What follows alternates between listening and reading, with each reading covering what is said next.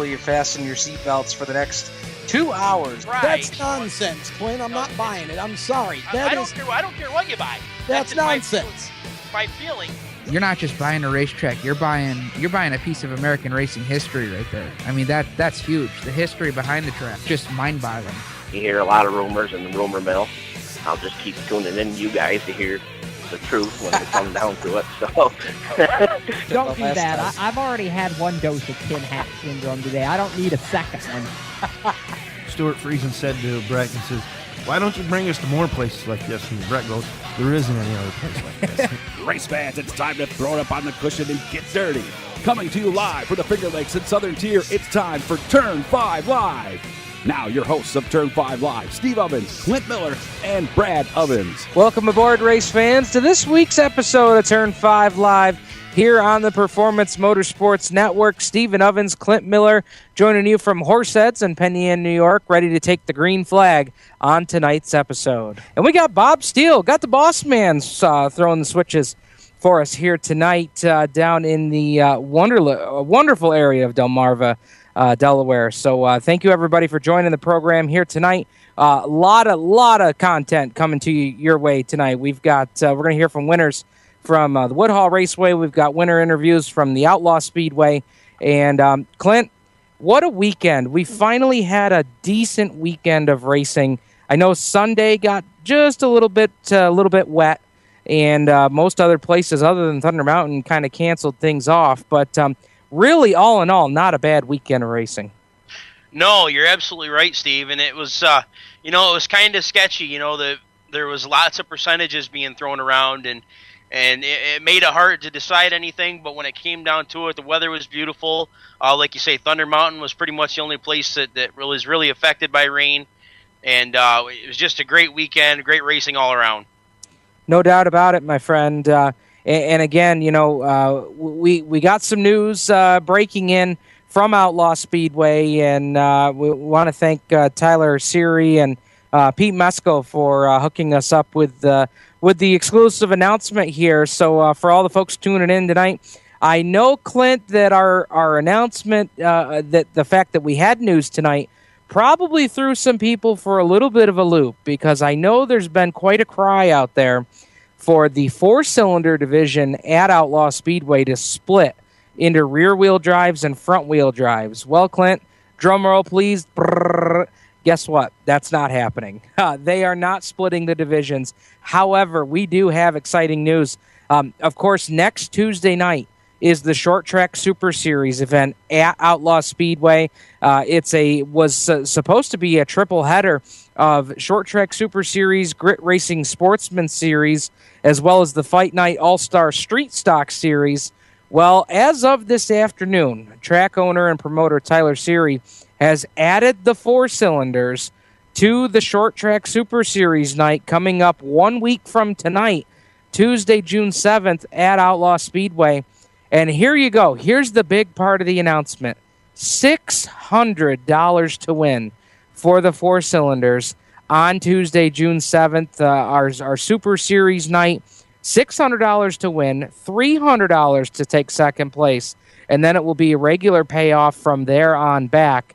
But Clint, for the four-cylinder guys, this is big money, and this is going to be a huge deal for them next Tuesday night. Man, they are going to have cars coming out of the woodwork for $600 to win. That is just insane. I mean, when you think about it, four-cylinder guys running for $600 to win. The Fight Night All-Star Series pays $750. So you're getting almost the top prize that the street stocks are getting. And it's just incredible. And bravo to Outlaw Speedway for stepping up and doing something huge for the guys that get, they had 31 cars Friday night. So, thank you to them. Yeah, absolutely. And so here's how it's going to break down. And because I know that, I tried to get as much information as I could, because I know folks, some of the first answers they're going to have on how this deal is going to work. Now, for the Outlaw Speedway guys, 50 show-up points will be on the line. It will not be a full point race, but just as they did a couple weeks ago with the series events that were in town, both the four cylinders will have 50 show-up points on the line there next Tuesday night. So you've got that. You've got the increased purse there, the 600 to win, 300 for second. And of course, being on a Tuesday night, this is going to draw for some outside areas as well. And it's got, they're going to have outside cars coming in. So again, it's going to be home track rules. And you do need to bring a copy of your home track rule book for the tech inspector to evaluate post-race. So again, that's an important key part there too. Home track rules. Bring your home rule book for that event next Tuesday night. Here's the other big part, Clint, and I expect that there will be a large contingent of four cylinders that are going to come out for that. Here's the interesting part. Feature-only format.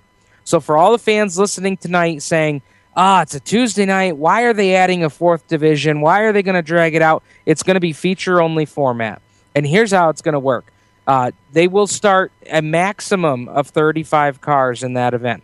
Now, if they get 35 cars, that's great. 35 cars. Yeah, if they get 35 cars, they will start that amount. If we have over 35 cars, here's how it's going to work. And Clint, this is going to be fun because it's a feature-only format. There's no heat races. We don't want to drag this show out all night long. It's a 20-lap feature, but here's how qualifying is going to work. You're going to draw a pill through the front gate, just like you normally would at any draw-redraw event. However, Clint, if you draw numbers 1 through 25, and there's more than 35 cars for this event, if you draw 1 through 25, you're automatically in the A main. So here's how that's going to work. You all automatically be in the A main. If you draw worse than 25 and there's more than 35 cars, you will have to come from the consi. So it's going to be fun, Clint, because of the fact that it is going to be based on luck. You're going to truly have the luck of the draw. And I know some guys love drawing and some guys hate drawing, but when you think about it, it is truly going to come down to the luck of the draw. If you can pull 1 through 25, you can get right up in there into the A main. If we've got more than 35 cars, then you're going to have to come in from the consi. It'll be a 10-lap consi, and positions 26 through 35 will be filled based on that consolation event. So that's the format. 600 to win. Luck of the draw coming through the gate. Feature-only format. I think this is going to be pretty exciting.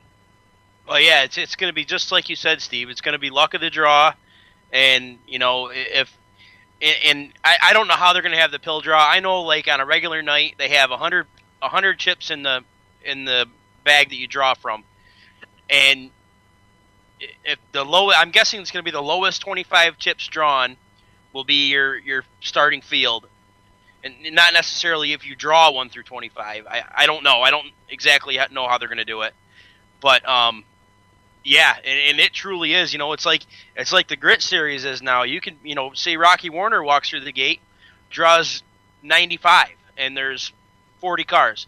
Now Rocky Warner bad draws got to go in through the consi, so it's going to be a madhouse. Yeah, so we'll see how many cars that turns out for. I know there's been quite the debate about the rear-wheel drives and the front-wheel drives running together and so on and so forth. But, I think this is going to be, as Tyler dubbed it, this is truly going to be outlaw style. And, I think that's going to be pretty fun. And, it's going to be called the four-banger shootout. So it's going to be the Outlaw Speedway four-banger shootout. It's going to be pretty cool. And again, next Tuesday night, June 7th, added with the Short Track Super Series, Grit Sportsman, and Fight Night All-Star Street Stock Series. So should be just a madhouse with cars. I don't think that we're going to have the number of cars that we're going to run out of space like we did with the Empire Super Sprints a couple weeks ago. So I don't see that being an issue. And based on the fact that the four cylinders are feature-only format, Clint, I mean, it's not going to require necessarily a ton of space in that regard. I mean, you can take if you get a flat tire, you can take, an extra tire, a wrench, and a jack up to the hot pit area, which that is designed for. So, I think, for kind of a one-off event, this is going to be a lot of fun for those guys. And like we said, this is a big stage for those four-banger guys. The short track Super Series is in town. Some of the best in the Northeast, as far as dirt modifieds are concerned, are going to be in town. So I just think that that's going to be a pretty exciting night next Tuesday night. And that's not to mention, Clint, the short track Super Series coming to town. It's just 1 week away. 1 week. Yeah. And, of course, we'll talk about the results from the short track Super Series from this past weekend.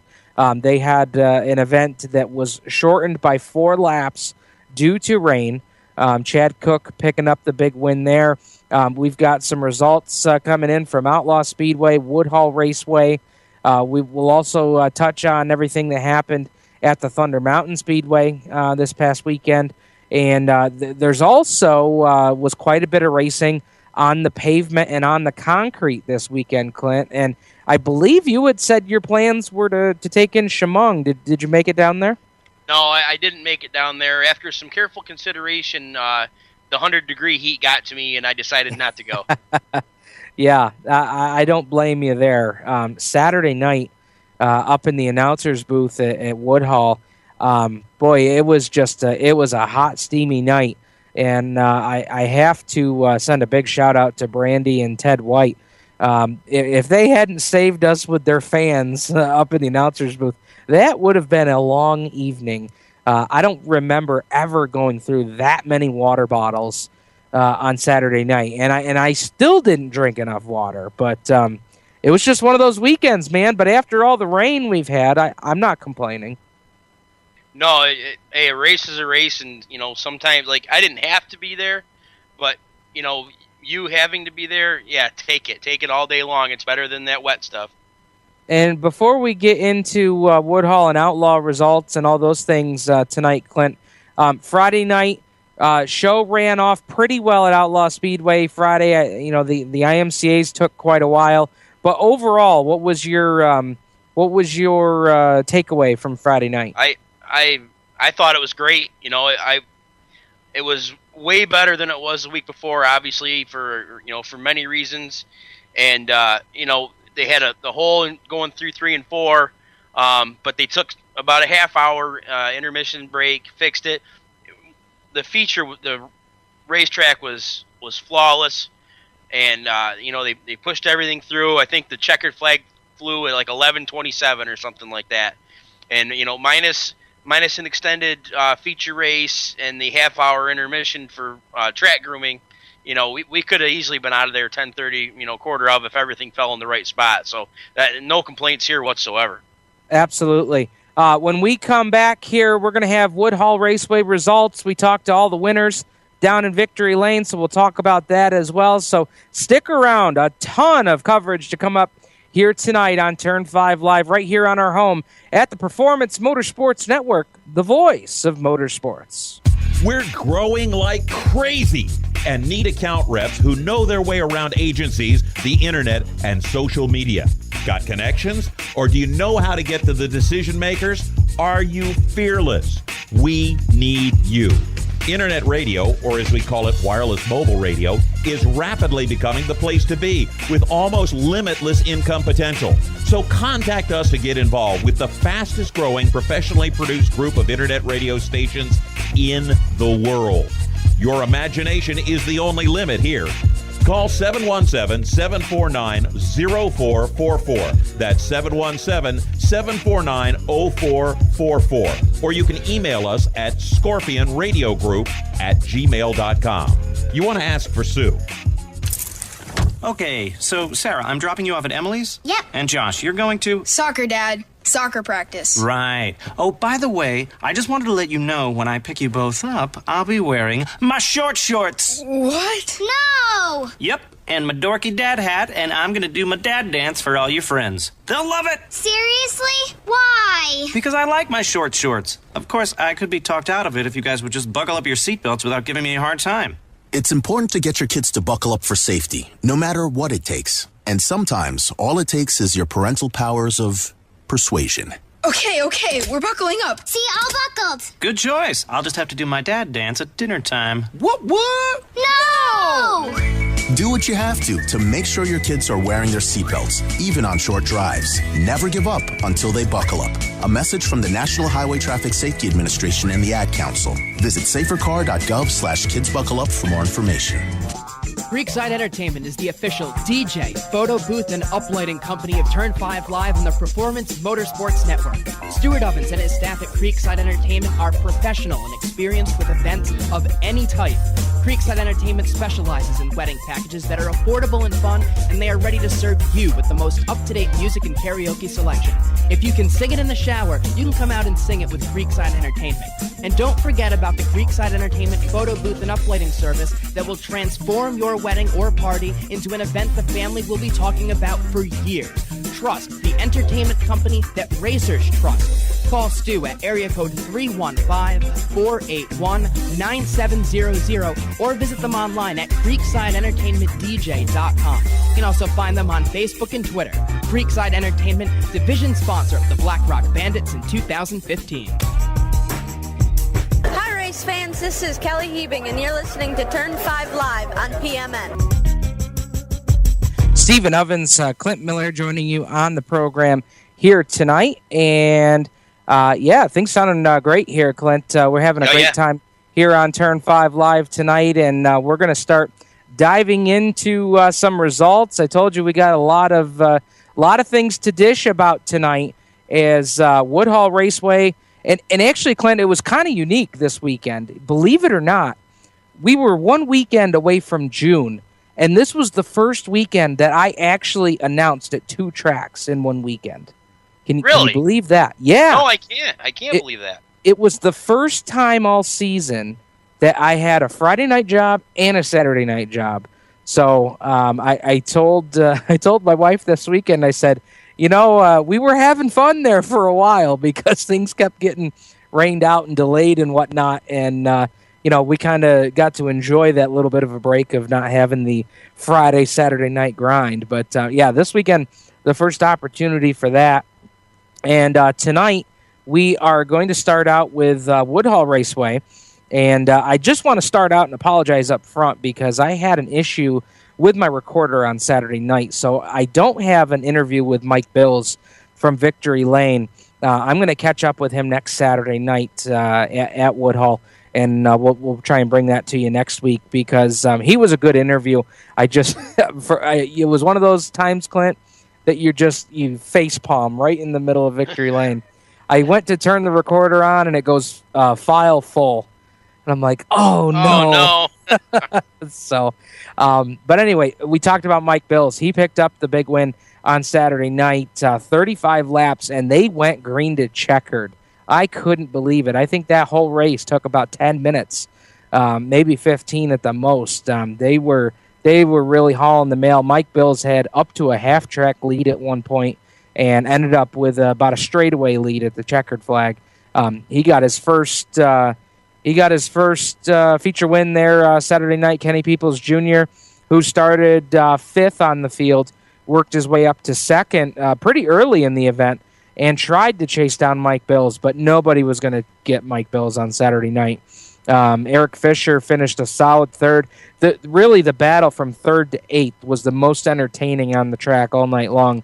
Fisher held on to 3rd. Josh Nabriga was 4th, and Brady Foltz the top 5. Good run there for Brady out of Dundee. 6 through 10, Donnie Lawson, Billy Van Pelt, Dylan Groover, Brian Doolittle, and Boyd McTavish, BMAC, rounding out the top 10. So heat race wins, Eric Fisher and Billy Van Pelt, who obviously made some big news there last week. We talked about it here, him and Grant Hilfiger splitting up after the 2016 season, so big news there. Moving on to the Napa Crate Sportsman, Chris Doherty, 3rd win of the season, and here was the unique part. First win after having his motor claimed here just a few weeks back. We talked to Chris Doherty in Victory Lane, and this is what Chris had to say after picking up his 3rd win of the season. Chris Doherty, first off, congratulations, sir. Great run out there. You know, this was just a Chris Doherty race. Methodically work your way up through there. A great clean race with Stacy Jackson for the lead. And oh, by the way, how about that motor? You know, how about that motor? I guess that just proved to everybody out there that I wasn't cheating. And it ain't just the motor. It's how many hours you put in the garage. We say that all the time. Races are won in the shop, and if you guys aren't the picture of that, I'm not sure who is. Thank you, guys. You know, my hat's off to all the fans that come out every week and support all of us. You know, the track for doing a good crew. And, you know, hats off to my pit crew. You know, that night when we got our motor claim, these guys stayed here till 4:30 in the morning, pulling that motor out. We ordered a new motor Monday morning and had it back in Tuesday, ready to race. Hats off to them crew guys right there. No doubt about it. If you guys had to come back that Saturday night, you guys were ready to go, and Mother Nature gave us a couple weeks off. For a team like yourself, you know, you guys put a lot of hours in, but when you get a couple rainouts like that, what are the things that you guys do putting those hours in the shop? More homework. More homework. Hey, buddy, tell us about all the sponsors here that help you out. You know, hats off to, you know, Williams Construction, new sponsor that come on this year. You know, they specialize in spray foam, Comfort Zone heating and air conditioning. You know, just everybody that supports me. Thank you, guys. I'm kind of, you know, stunned for words because this race really meant a lot to me to come out here and win it after that motor claim. Ladies and gentlemen, Chris Doherty, tonight's Napa Crate Sportsman feature winner. So that was a big one there, Clint. You know, we talked amongst ourselves that ever since that motor claim, this was a big, big win for Chris Doherty. Yeah, he, you know, I think that most people knew that he wasn't cheating. They know how hard those guys work, but I think that there was probably something in the back of everybody's mind that was like, well, you know, let's see what he does since the claim, and it's been, I think, 2 races because we had some rainouts, like you said. And he's back to victory lane for his 3rd win of the year. So I think it just goes to show you that hard work just pays off. No doubt about it. No doubt about it at all. So, you know, congratulations to him. And I know that, you know, his comments there in victory lane kind of set some people off on social media talking about that motor. And, you know, the thing of it is regardless of your reasoning for putting the claim in on the motor, I mean, you know, we reached out to Josh Sawyer's team, you know, to give an opportunity to talk about, because, you know, they made the claim over the weekend that they didn't think Chris was cheating, and, you know, everybody puts in the hours in the shop and things like that. And, you know, it seemed to me like they really had a story that, you know, if shared with the race fans could really explain things a little bit better. And again, I reached out to them. They declined an offer to come on the program tonight to kind of explain themselves and kind of explain their point of view, because I think it's a valid one. You know, you don't claim a motor just because you think it's cheating. I mean, you can claim a motor because you think it's a fast motor. I mean, that's what a claimer rule does. I mean, it controls the cost and all that stuff. But anyway, I digress. We'll move on. Next up, we're going to take a look at the street stocks, 20 laps in distance, and what a battle, Clint. Classic Dylan Cece, Teddy Morseman battle. They made contact with 3 laps to go, caused a caution. Everybody up in arms about the contact and things of that nature. And because the yellow came out, the rule is you go to the last completed lap. That put Teddy Morseman back in the lead. That put Dylan Cece back in second, Brandon Morseman third, and that's how they would finish in the 3-lap dash to the finish. Tracy Dunn, Glenn Reitner rounded out the top 5. 6 through 10, Jared Dennis, Dan Gardner, Zane King Jr., Glenn Van Sice, and Kurt Stebbins, the top 10. Cece and Reitnauer were heat race winners. And Teddy Morseman, some pretty pointed words in victory lane. Let's hear what Teddy had to say. Boy, Teddy, that was pretty exciting at the end. Yeah. Apparently Robin's racing now, so we get that out of our way. I got to thank everybody that helps on the car. Jason from Full Board, it's his first time here this year. Got to thank him and his wife. Rogers Engines, I got to thank June and Wes. I couldn't do it without them. Peterson Lubricants, RPM Enterprises, Burn Valley Transport, Cameron Mills Market, Joe and Gene Wilcox, my wife, my mom, my whole family helps out in Laverne. Thank you all. You know, Teddy, you've been fast here all season long. It's no surprise, to any of us to see you here in Victory Lane. Has it been frustrating at all to not have a win yet? Actually, yeah, it has. But competition's good. Well, I know I had to keep it on the bottom. I didn't think Dylan would drive me that way, but I guess I found out now. But hey, we're here. And after that caution flag, we talked about it up in the booth, the 44 wasn't going to be anywhere but the bottom on those last 3 laps. Yeah, I could hear Dylan behind me. I knew he was going to be tough, so I just had to hold my line and keep it straight. Congratulations, man. Enjoy this one. Thank you. All right, Teddy Morseman, tonight's Joe Wilcox Performance Street Stock Feature winner. So Teddy Morseman with a big win there Saturday night, Clinton. And it was really a situation of 2 guys racing for the same real estate. I don't see these guys really continuing on with any kind of confrontation, but when you see that guy next to you in the next couple of weeks, they're going to race each other harder than most other guys. Well, I think, there's a couple things. It seems to me that those 2 guys, you throw in Glenn Rittenauer, and they're going to kind of be the class of the field week in and week out. Tracy Dunn's going to win a few, going to run up front with those guys. And there's a couple other guys. Jared Dennis is going to run up front, and Brett Marlott. But these 2 guys seem to have sort of a rivalry going on. It's been a couple years now. And I think when you're as good as they are and as up front as you're going to run every week, there's going to be some door swapping. There's going to be some paint swapping. And I think that's just going to be the way it is. Now, I have a question, Steve. What was the caution thrown for? So the reason for the caution was as those guys made contact, they made contact in turn 2. And believe it or not, Clint, the contact lasted from turn 2 until about turn 3. And in the midst of the contact all the way down the backstretch, the 3rd, 4th, and 5th place cars basically tried to go 5 wide into turn number 3. Reitnauer was off the edge of the backstretch, and Dukes have hazarded it up over turn 3. And in all of that happening, there was an accordion effect behind them. The Gardner 62 spun around, and that's what drew the caution. Now, a lot of people said that the contact with CC and Morseman caused the caution, but I don't know. I don't necessarily buy that myself. I mean, yes, the accordion effect caused the 62 to go around and throw a caution, but in all honesty, that is not, when we see an accordion effect and causes a yellow, you don't ever see the guys that originally started everything. You never see them get put to the back. The car that spins is the car that causes the caution. And again, when you throw the caution and you go to the last completed lap, the 44 was first, the 7 was second, and that's how it was scored. And I think it was done the right way. So that's my thought on. Yep. Yeah.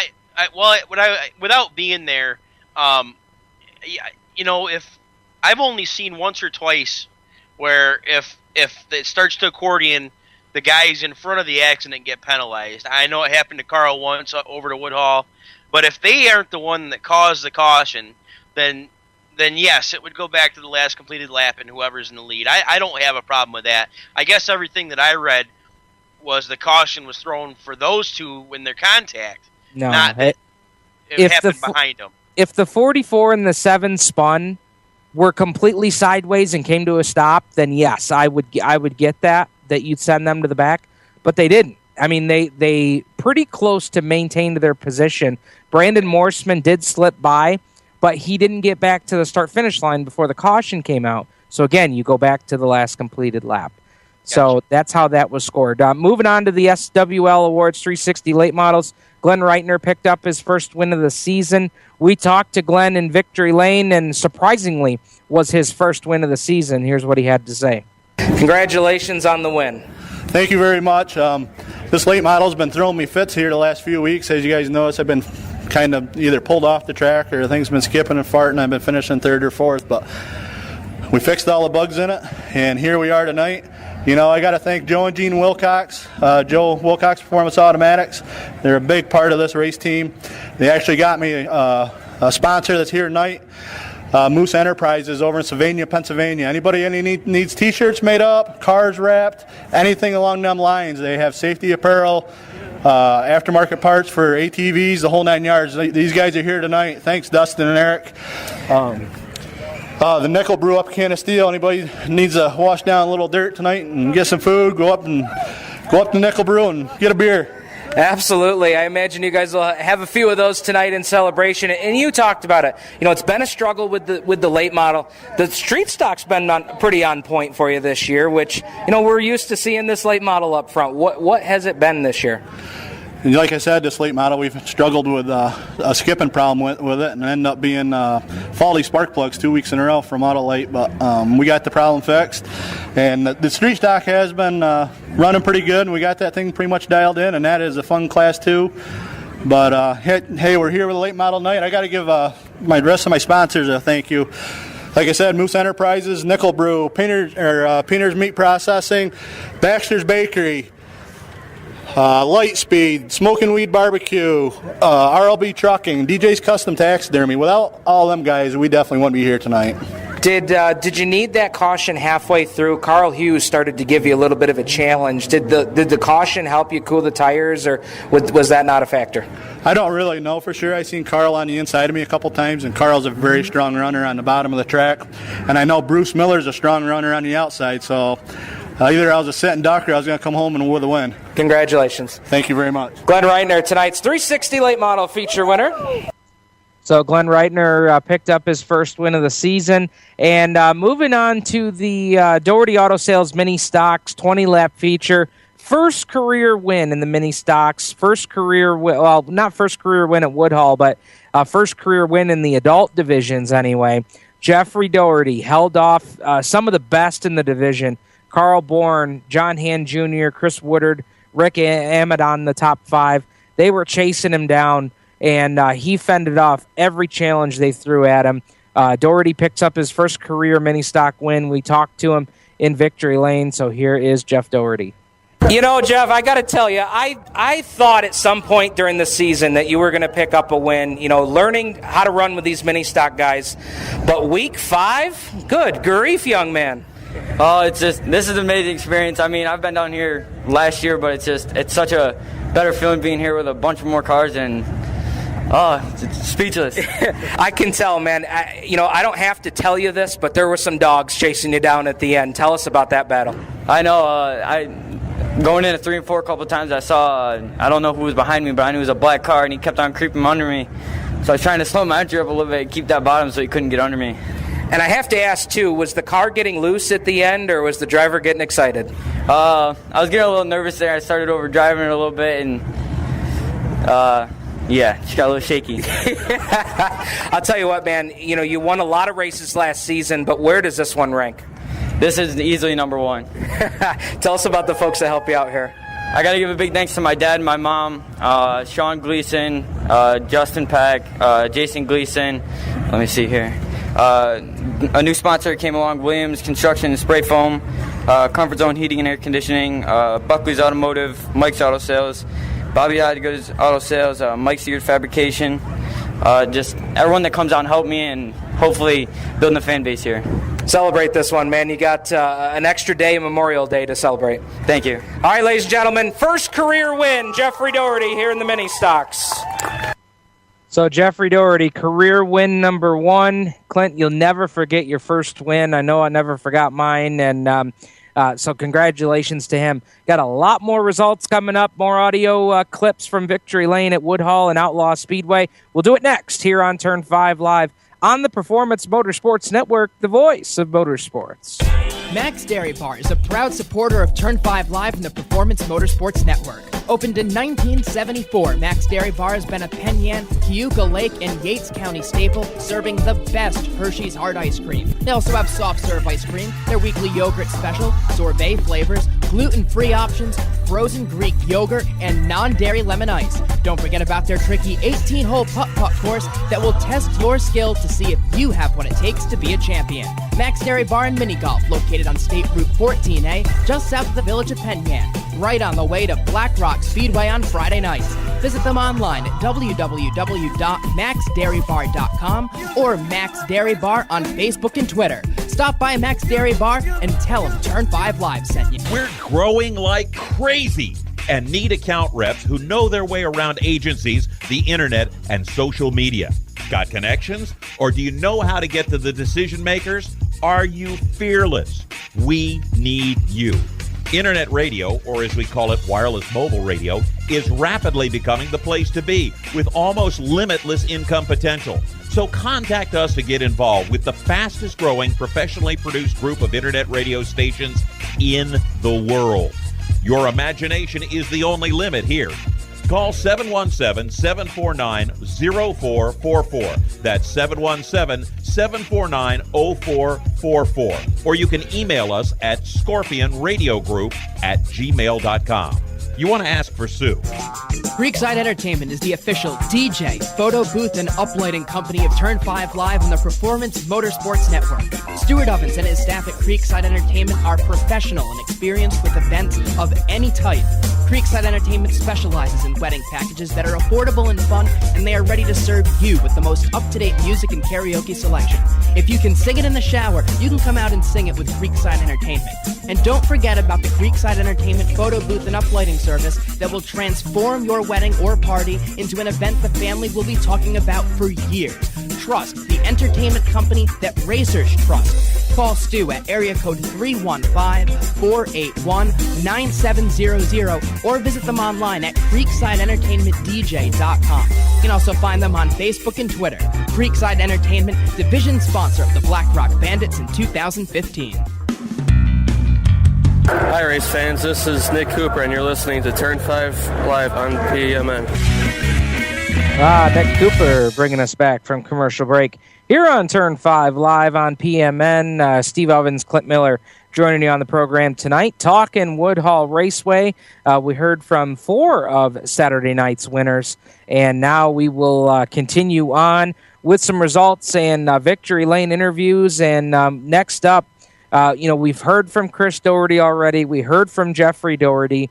And now we are going to talk about another member of that Doherty-Gleason Motorsports team, and that is Sean Gleason. Picked up the win in the Woodhull Auto Supply front-wheel drive feature. They went 35 laps in distance on Saturday night, which is a long ways for those little front-wheel drives to go, Clint. I mean, that's a big distance for those guys. Yeah, but it's nice. It's nice that they get an opportunity to do that. Like the Outlaw, at Outlaw Speedway for the big 4-cylinder race. It's nice to give these guys a little bit of recognition once in a while and let them do the extra distance, extra pace stuff. No doubt about it. Sean beating out for his second win of the season and beat out one of the toughest guys in the front wheel drive ranks these days, Cody Baker in that 14 car. He beat Baker to the line. Dave Richmond in that 93D was third. Matt Prescott fourth. Joe Birdsell the top 5. 6 or 10, Jay McConnell, Adam Del Grosso, Nate Freeland, Eric Farnham, and Chris Shelley, who was making his first start of the season at Woodhull. Nate Freeland, Matt Prescott, your heat race winners. We caught up with Sean Gleason in Victory Lane, a real happy guy after pulling the hat trick on Saturday night. So here is Sean Gleason. What a night for this race team. I mean, have you guys ever had a night like this? I don't think so. I don't think so. Tell us about your race here tonight. 35 laps. That's a long race for you guys. It was. I was hoping it was only 20 laps after that last caution came out, but... Yeah, that last caution bunched everybody up. What was your mindset at that point? Go back to what I was doing. Yeah. And that's what you did. I mean, the thing I was talking to Jerry about up in the booth is it takes so much patience and so much discipline to lock it down and run the bottom side. But boy, does it work for this car. Absolutely. Especially being a front-wheel drive, it's a lot harder to do. And you just got to hit your point and be good to go. I see a lot of happy faces here, and you guys have been doing the trek up and down the stairs 3 times here tonight. Tell us about the folks here. Well, like I said, I couldn't do it without Chris and Heather Doherty. I helped them, so they in return put me in having some fun. My brother, Comfort Zone Heating and Air Conditioning, Williams Spray Foam, Doherty's Auto Sales and Service, Mike Seeger's Fabrication, Craig's Auto Body, A+ Superior Service, and I'm sure there's more, but... Pro Science, I'm sorry. Congratulations, man. What a win. Number 2 for 2016. Hopefully there's more. All right. There we go. Sean Gleason, tonight's Woodhull Auto Supply front-wheel drive feature winner. And the folks from Bryco Technology is going to step in with tonight's winner's trophy. So, Jerry, I'll send it back up to you to take us home. So, Clint, Sean Gleason picks up the win there on Saturday night. And, we talk about, winning races in the shop. And that's a concept that no matter what form of motorsports you're involved in, that is generally the case. And for these guys, it's no different. I don't think any of us are shocked to see them do a hat trick on Saturday night. No, it just what makes it so hard is because it's three of them, three different classes, three different forms of competition. Yeah, each class has its own tough guys to deal with, and just to have them all three in victory lane, I think is just it's a testament to what they do. Absolutely. It's fun to see those guys at the track. I actually had a pretty hilarious conversation with Sean before the races with Adam Del Grosso. You imagine those two together with me, and you've got the three biggest windbags at the racetrack. So it was a lot of fun. But last division from Saturday night, the Doherty Auto Sales Warriors. Now, if you're not familiar with the Warriors, this is a youth division, ages 12 to 16. These kids don't even have a license yet, and we strap them in full-size race cars in the four-cylinder type cars and let them go out and have a ball. And Cole Yaus went out and picked up his second win of the season. He had to survive a late race caution. The caution came out with 2 laps to go, which allowed young A.J. Piotrowski Jr. to close up on the back bumper. The Madman tried to chase him down, but Cole Yaus was up to the task, got his second win of the season. A.J. Jr. was third. Kaylee Piotrowski had a great race going. She had a good race going on Friday at Outlaw Speedway. We'll talk about that in a little bit. Brody Amadon and Trevor Hamilton, your top 5 cars from Saturday night. We talked to Cole Yaus. He's getting better and better with these interviews. So let's hear now from young driver Cole Yaus. And I'll tell you, man, this car's fast. You had a fast little hot rod here tonight. Yeah, the track was awesome tonight. I thought it was going to be a lot slipperier than what it was, but the car seemed to work really good tonight. Yeah, it did. I mean, the track's got a lot of moisture built up into it tonight. And how did that play with how the car handled for you? It helped. We ran last night at Outlaw, and the track was quite wet up there, so it kind of gave me a feel of what it was going to be like, so it helped guide me to what to do tonight. Kind of gave you a little bit of a head start with the same conditions that you had last night. So great run out here tonight, second win of the season. Was that the goal for you guys coming into the season, was to win races right off the bat? Not really. My dad just wanted me to do my best and get used to the car. Well, man, you certainly did that. Talk to us about some of the folks here helping you out. My mom, my dad, Grandpa, Kirk Atwell, and all my sponsors. Well, congratulations, young man. Win number 2 of 2016. Give it up for Cole Yaus, tonight's Warrior feature winner. And Clint, I love these youth divisions, and we're early on in the season, and you can tell that some of these young drivers still getting new to still getting used to being interviewed in victory lane and things like that. But I tell you, it's really a lot of fun to watch these kids develop as the season goes on. Yeah, just to see them basically mold right there in front of you into the little race car drivers and grow from mistakes, and it's we've seen, and we've talked about it before. We've seen guys very talented and very successful come out of the Bandit division. So it just watching it is a real treat. Absolutely, and to see these kids that are picking up wins, from the first week where they're not really sure what to say and kind of shy away from the microphone. I mean, this is Cole's second time around, and he's answering questions, and he's he knows what to say in response. And the other thing I want to mention before we go into our next segment is the fact that the Warrior division on Saturday night ran 8 straight laps, no cautions. They had only 1 caution in their 10-lap event, which was leaps and bounds ahead of their last race a couple weeks back at Woodhull, where it was kind of a yellow fever was the story of the night. And so I want to congratulate all 5 of these drivers for putting on a great show Everybody gave each other the room they needed to race, and they continue to improve each and every week, and that's exactly what this division was designed to do. I love the fact that more and more dirt tracks across New York, across the country, are adding these youth divisions, because at the end of the day, we say it every week on Fridays and Saturdays at Outlaw and Woodhull, these are the future stars of our local dirt tracks.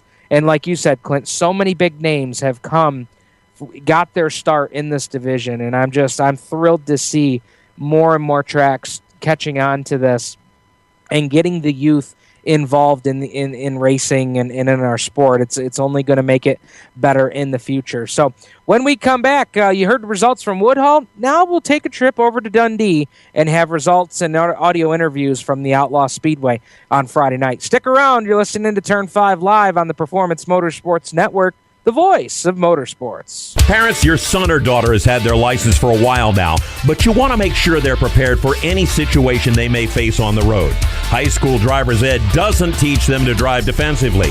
They need to be prepared for any highway emergency. For less than a month's insurance, and a whole lot less, BSR instructors at Summit Point Motorsports Park in nearby Summit Point, West Virginia, will teach your son or daughter how to respond instantly and positively to unexpected situations on the road. BSR's specialized accident avoidance training teaches swerve to avoid maneuvers at highway speed, ocular driving, which focuses driving attention on ways to avoid accidents, vehicle dynamics and feedback, skid control and skid recovery, threshold braking on straights and progressive braking on curves, and off-road recovery technique. This is stuff driver's ed simply doesn't teach. So call BSR today, 304-725-8444. Give your kid the skill set needed to drive safely and responsibly on the highway. That's 304-725-8444. So when you get to the corner of Smith and Orchard, you're going to want to take a You left. are not going to then believe what you're this. going to do is turn Marcy onto and Marcy Brad Avenue just broke up, and go and past the apparently first 3 she's lights, happy and about then take it. the next left. I don't Then really drive think 5 she's more happy, blocks, but and you should be who am there. I to judge, right? Park anyway, on the right. That's I'll what see I you heard later last tonight. night. It's hard to concentrate on two things at once, like texting and driving. Stop the text, stop the wrecks. How will you stop texting and driving? Tell us at stoptextstoprex.org. Brought to you by the National Highway Traffic Safety Administration and the Ad Council. Creekside Entertainment is the official DJ, photo booth, and uplighting company of Turn 5 Live on the Performance Motorsports Network. Stuart Ovens and his staff at Creekside Entertainment are professional and experienced with events of any type.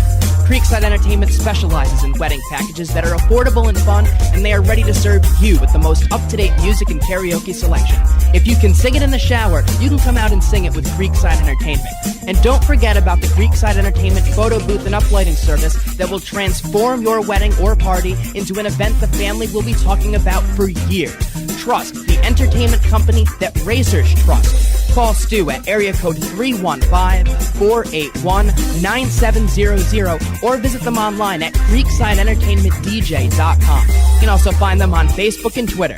Creekside Entertainment, division sponsor of the Black Rock Bandits in 2015. Hi, race fans. This is the voice, Shane Andrews of the Big Block Modified Super Dirt Car Series, and you're listening to Turn 5 Live on PMN. Well, Clint, I know that Shane's planning on stepping aside a little bit from the Super Dirt Car Series, but man, I can't get rid of that re-entry, man. Every time Shane gets on the mic, man, it just gets me on the chip. It's electric, baby. You got that right. So we talked about Woodhull Raceway. Now we're going to sneak over to the Outlaw Speedway in Dundee, New York. Big event this past Friday night in what was probably one of the more important events for the Speedway in quite some time, Clint. After the scheduling kind of snafu that was the Empire Super Sprints race here the week before. It was really great to see that the event went off as planned for the most part. I mean, we got all the racing done by 11:30, but like you said, Clint, if you don't factor in, the track prep that was needed, I mean, the holes in 3 and 4 were a little bit rough for sure. I don't think anybody's denying that, but boy, did they get it smoothed out for feature time. The track was real racy come feature time. And when you consider all of that and the fact that we ran a makeup race and we still got, we could have been out of there by 10:30, but we got out of there at 11:30. I thought overall that was a pretty good night for them on Friday night.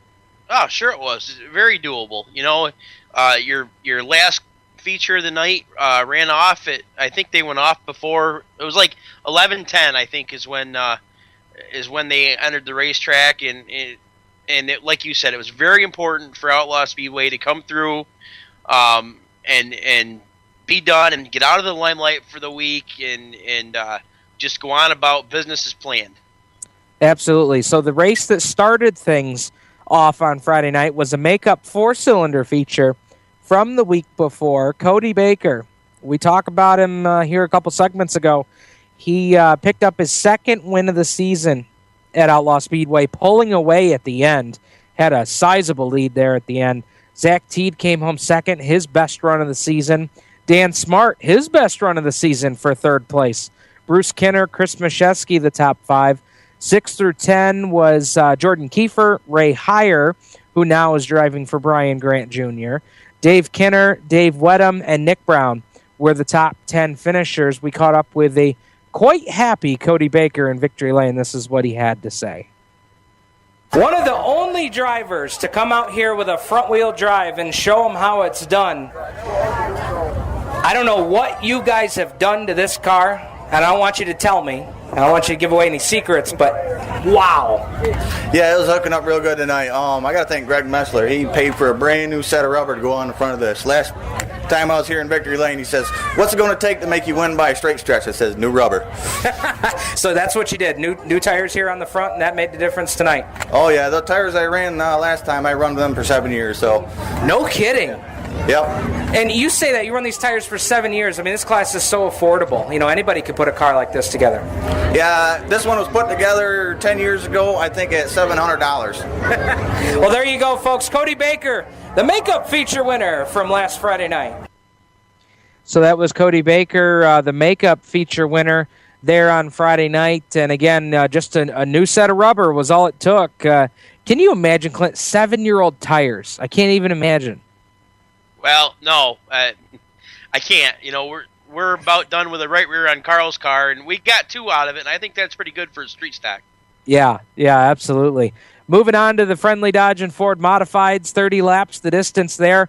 And as the title of the press release was put out, experience pays off for Ron Cartwright Jr. Took the lead on lap 18 and got by both Corey Costa and Joe Ginn to take the lead there on lap 18. And those young drivers led the race up until the 17th lap, and then Cartwright Jr. took over on lap 18 and led all the way to lap 30 at the checkered flag. He got the win. Alan Johnson, a strong second-place showing, and he's just there every week, as was Steve Payne, who finished in third. Payne is just there every week. They're in the top 3, top 4, top 5 finishers. Corey Costa, after leading early, finished 4th. And Danny Johnson had to come from the back after a flat tire in his heat race. He rounded out the top 5. Justin Wright, Billy Van Pelt, Derek Pozziadlo, Gary Tompkins, and Jordan Seary rounded out the top 10 finishers there on Friday night. A always short-spoken and soft-spoken Ron Cartwright Jr.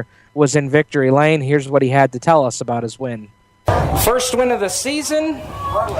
Boy, this car was a rocket ship tonight. Took the lead on lap 18. Yeah, it's been pretty good for the last couple of weeks. Last week we had a tire go down with 6 to go, so yeah, I'm glad it didn't happen this week. Yeah, for sure.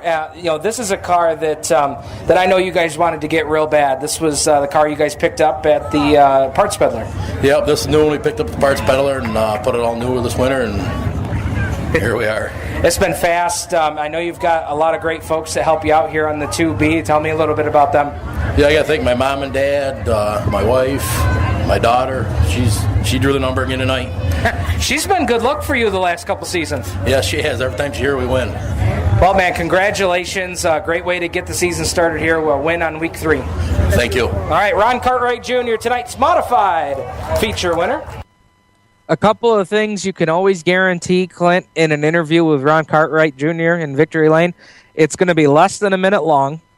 It will probably talk about the fact that the car was real fast tonight. It might talk about the fact that we did a little something with the tires, and it always will end up with here we are. So there's your breakdown on a Ron Cartwright Jr. victory lane. I tell you what, next week you do the interview. Just don't even get on and talk to him. You just ask the question, answer it yourself. We don't need to talk to Ron anymore. Yeah, there you go. He's get it all down. Unless he's got to come from the back, then we'll talk to him. That's right.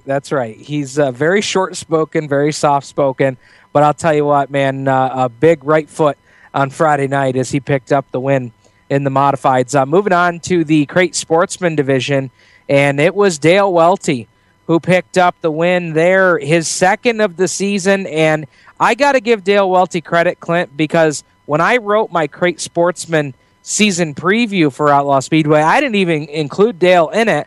And it wasn't any slight against Dale, but I just didn't, they got one win last year, and they kind of were good on and off throughout the season, but I didn't necessarily think that they were going to be a powerhouse like they have come out and been the first couple weeks of the season. He's taken 2 of 3 so far at Outlaw Speedway, and here's what Dale Welty had to say in Victory Lane. Well, folks, how about a nice hand for Dale Welty, tonight's Crate Sportsman feature winner, driving the 1-2-3.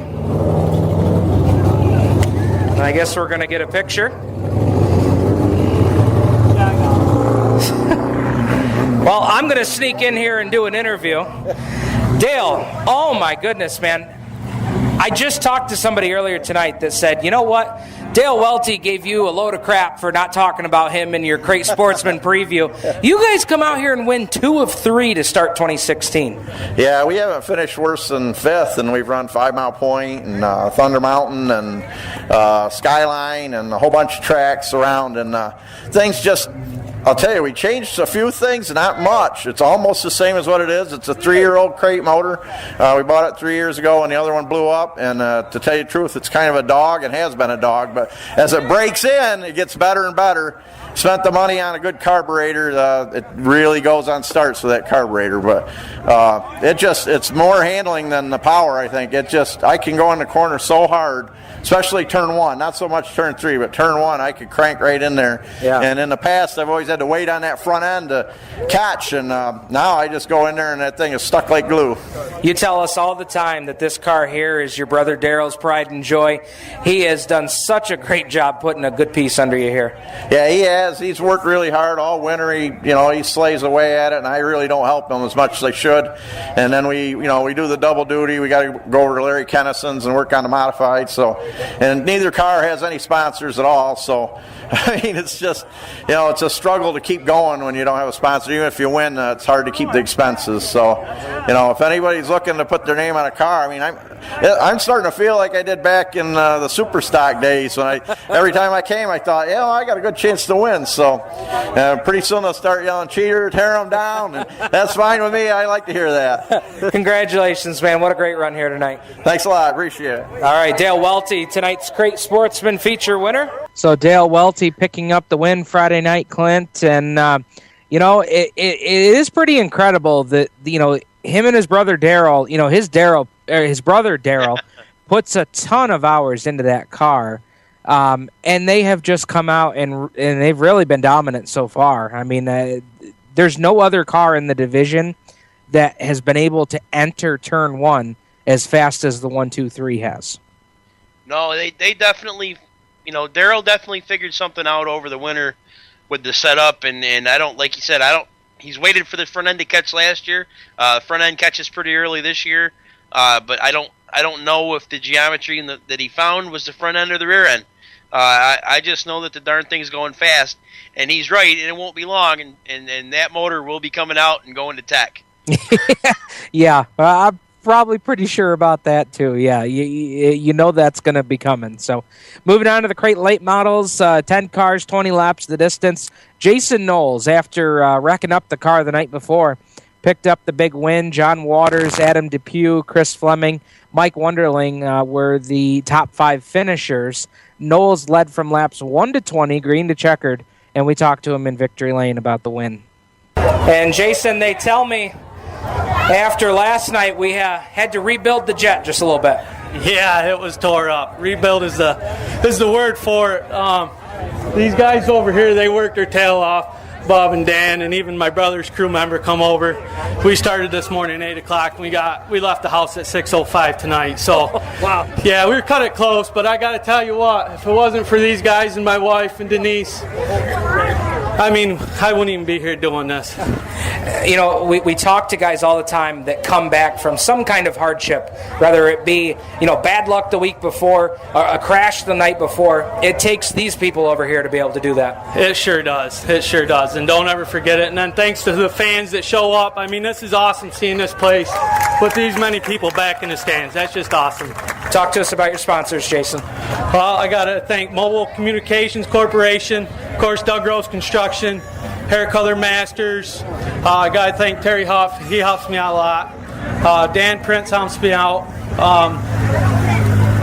Joe Wilcox, Performance Transmission, Close Racing Supply, Do Pro Excavating, Hartman Motorsports. I mean, there's just so many people. I'm sure I'm forgetting somebody. Congratulations. Thank you.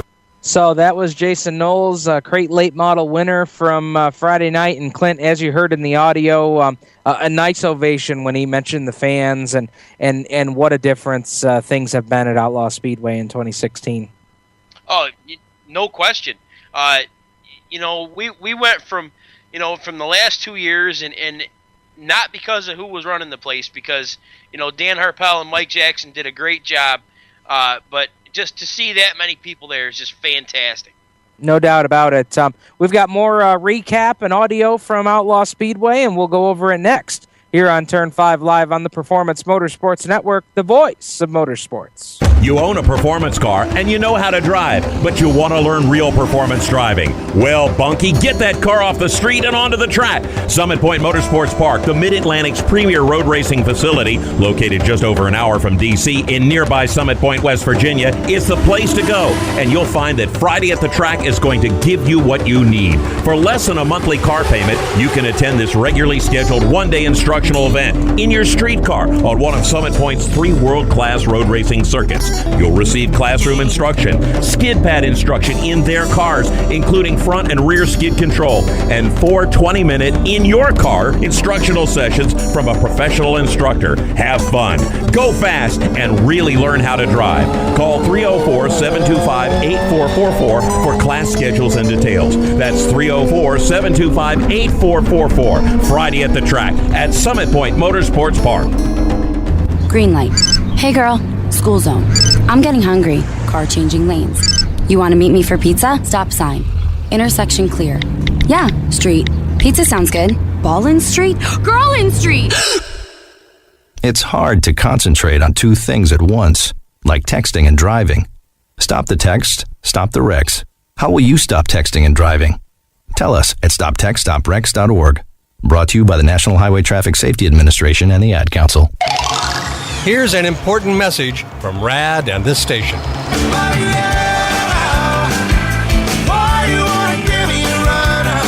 Hi, this is Bob Sheehan from Blues Traveler for RAD, recording artists against drunk driving. I like to party just as much as the next guy, maybe even more. But the one thing I won't do after I've had a few is get in the car and drive. Don't blow it. Always choose a designated driver. Remember, music lives, and so should you. Motorsports sales professionals. Performance Motorsports is looking to build a team of experienced media sales professionals to represent our programming to the industry's top companies, magazines, and racing series.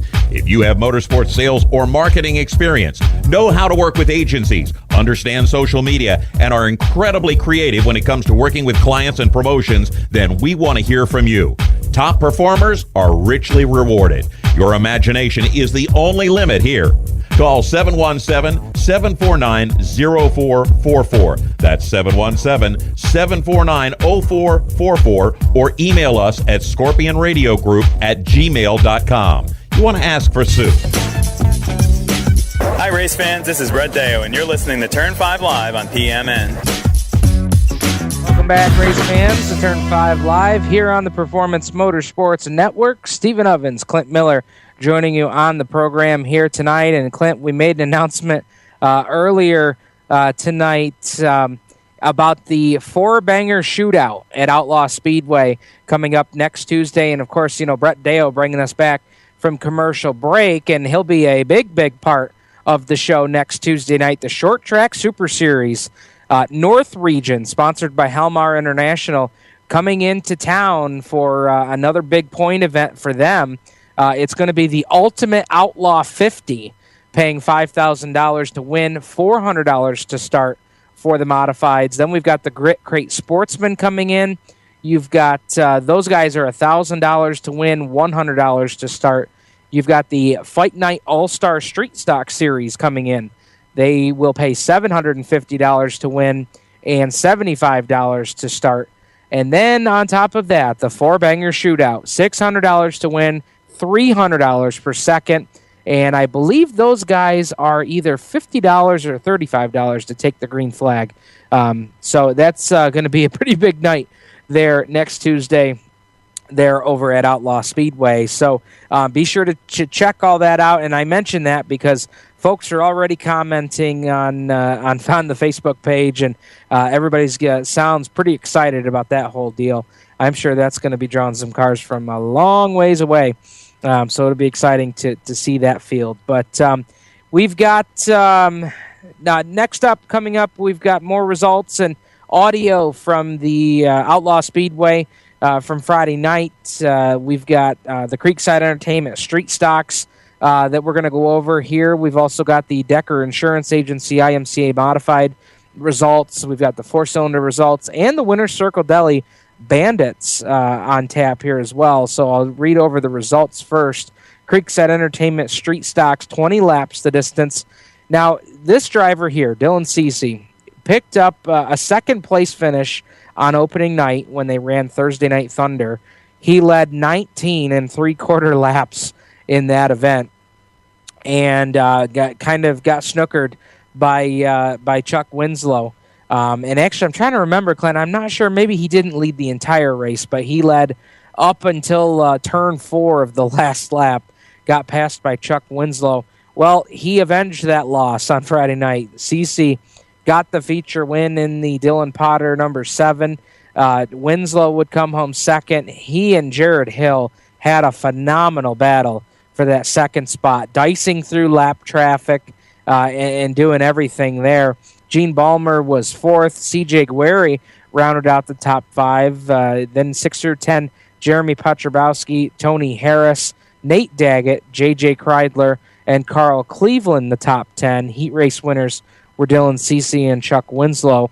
And then lap leaders, Jared Hill 1 to 4, and Cece took over on lap 5 and led all the way to lap 20. Then moving on to the Decker Insurance Agency IMCA Modifieds, 18 cars, pretty good field.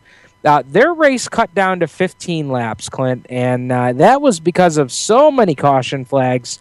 I believe 8 cautions with the first, 12 laps, 8 cautions in the first 12 laps.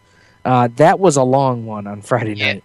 Yeah, I was keeping track on my phone, and I know you had said 40 minutes, and well, from where I was going, I had when it hit the 30-minute mark, the white flag came out from where I had started keeping track. I don't know if if we started at the same time, but it was good. I applaud it. I wish they'd do that for every class. 20 laps, 20 minutes, 20 laps, 25, something like that to move the show along. Yeah. So we've got some other news before we get into these results and interviews here, Clint. I just got some breaking news across my phone, and that is that the Patriot Sprint Tour will reschedule their event from earlier in the season. That has been confirmed at Outlaw Speedway for Friday, June 17th. So coming up in just a couple of weeks here, you've got Friday, June 17th, the Patriot Sprint Tour will be back at Outlaw Speedway, so we'll look forward to that. We went over the Creekside Entertainment Street Stock feature finish. We talked to Dylan Cece in Victory Lane. Here's what he had to say about his 20-lap win. Well, man, you got Winslow back after Thursday Night Thunder. Yeah, that one hurt a little bit to lose on the last corner. That's the first time I've ever had that happen. But tonight, racing with Jared at the beginning, I got by him, and he drove right back by me, kind of like Winslow did the last week. And I said, wow, I'm not sure if I'm going to be able to beat him. And I went to the top where those guys were running in 3 and 4, and it was great. Lap traffic seemed to be the difference tonight. You just sliced your way through the lap traffic. They had a little bit of trouble getting up through there. Just chalk that one up to experience? No, not really. It's more luck, hitting them at the right time. I felt like it helped me. I felt like I got through the lap traffic good, so I didn't really bother. But how about Tyler Seary with the track? It was a little rough in the heat, and he went out there and his crew fixed it. And it's actually a beautiful track. Everything he's done here. It's nice to have somebody that cares, puts money into it, has the money to put into it, and lets us race at a top-notch facility. That's what I was going to ask. The difference between the heat and the features seemed to be night and day in turn 4. Yeah, it was a big-time difference. I couldn't really drive through the middle in 3 and 4 in the heat. It was way too rough, but you can run anywheres on the track right now. Tell us about the folks that help you out here on this Potter chassis. Yeah, Dylan Potter chassis for sure. The car pretty much drives itself. My mom and dad, Mike Silvernail, Jade, Grip Factor, Morello Motors, Bell's Country Cafe, Engravers Plus, Hartman Motorsports, Nickel Brew, High Up Trucking, Scenic View Campground, Creekside Entertainment. Everyone that helps out, our families, they let us be in the garage all night, every night. There's a lot of time that goes into this, so everybody, all my fans, thank you. Don't forget my t-shirt tomorrow night. Yep, no problem. Ladies and gentlemen, Dylan Cece, tonight's Creekside Entertainment feature winner. And by the way, I got that T-shirt and I wore it yesterday. So there you go. Real nice T-shirt those guys put out for their street stock team. So that was pretty cool. So we talked to Dylan Cece, the winner from the IMCA Modifieds, Rich Karlnoski, Dick in the Dirt. He's been racing there for, I think, better than 40 years, Clint. And 875.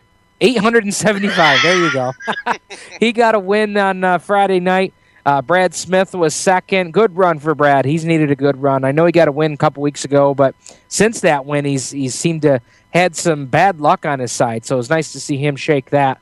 Keith Lamphere and Jake Maynard, boy, did they put on a show there, as they didn't realize that the race had been shortened to 15 laps, and they were really going at it there for the last 2. So, and I know that we're just talking about T-shirts, and we're getting a message from the boss man from Creekside, and yes, Stu, we've got your T-shirt too. It's coming your way. So, Tony Harris rounded out the top 5 in the Decker Insurance Agency IMCA Modifieds.